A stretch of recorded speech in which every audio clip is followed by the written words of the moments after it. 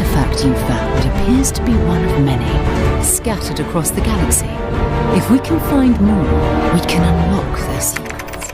September 6, 2023. So as of now, Starfield is only 5 months away, and it is shaping up to be likely the biggest release of the decade.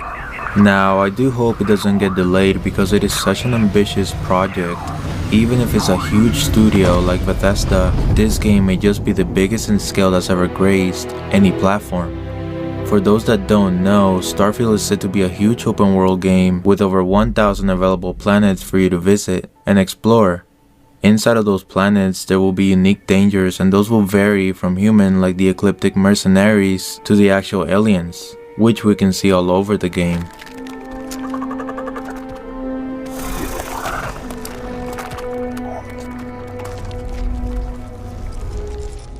Then you have the bosses, which are much higher level, which you shouldn't fight until your character is leveled enough.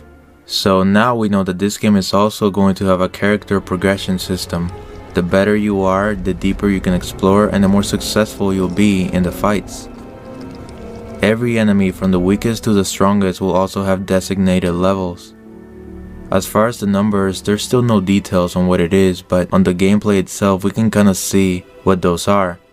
Like at the start we can see level 2 pirates. And obviously, since this game has such a wide variety of enemies, expect to see different levels. Apart from progression, this game has a very in-depth customization system. You can customize your ship, your character, and your weapons too. But what stands out is the ship customization. You can edit the build of your ship and the color with many different custom sliders. It is pretty unreal how the customization in this game is.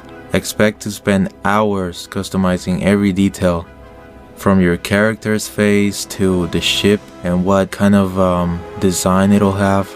And then from that, there are a lot of cool features that were revealed to us. One of those is the ability for us to build our own outpost in any planet we choose, and even have recruits keeping the place running while we go out and explore different maps. Once you go out and explore, you will be able to collect resources like different space rocks, for example, items that are very valuable for your characters and your level progression. You will be able to use these resources to learn new crafting recipes and access more options. Basically, resources play an important role in leveling up. I think that one of the most exciting aspects of this game is going to be the combat, because you will fight all sorts of enemies, from human to non-human, but also battle other ships while you travel to different planets through space. The guns themselves seem to be very diverse, which makes total sense since this game is mainly going to be focused on shooting combat more than anything else. We will see all sorts of rifles, pistols, shotguns, and they're all designed very futuristic. Then to add to that, we can also see a jetpack, so that should make things interesting. Personally, I played Call of Duty Advanced Warfare, so I think I'll be fine. One thing that for some people is kind of a downside is that Starfield won't have a seamless transition between planets. So likely we'll see either a cinematic or a loading screen while landing on the planets. That to some people is a negative, but we have to realize this game has major obstacles that it needs to overcome in order to actually run properly. Let alone if it was actually seamless. I mean, there'd be a lot of performance issues and stutters, primarily on lower end PCs of course, but I'd imagine even consoles too. Now, getting back to the game's interesting features, we have companions, but so far the only one available for us to see is Vasco the robot, and some of his uses include through dialogue he will give us details related to our quest, including locations and such, as well as fighting enemies we encounter along the way. This robot is the full package, exactly what we need to survive and to get ahead. He'll probably help us in even more ways once everything is said and done.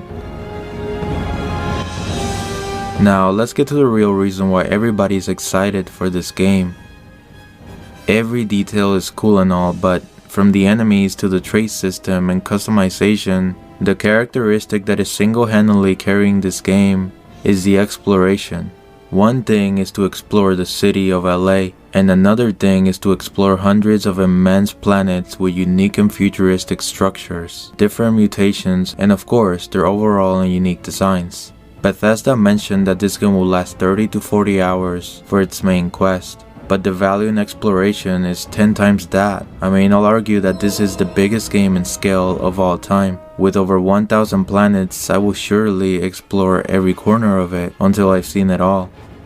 This is truly why I believe that this is not only Game of the Year, but probably one of the best games that we've ever had. But of course, it's all up to September 6th, they have to deliver first. It's truly a shame that PlayStation owners won't be able to play this, at least at launch, but it's all due to the partnership between Microsoft and Bethesda. But it seems like that's where we're heading now, since Microsoft has to compete with Sony in some kind of way. But even then, this title is so close, and we will see if this is truly as good as it looks 5 months from now.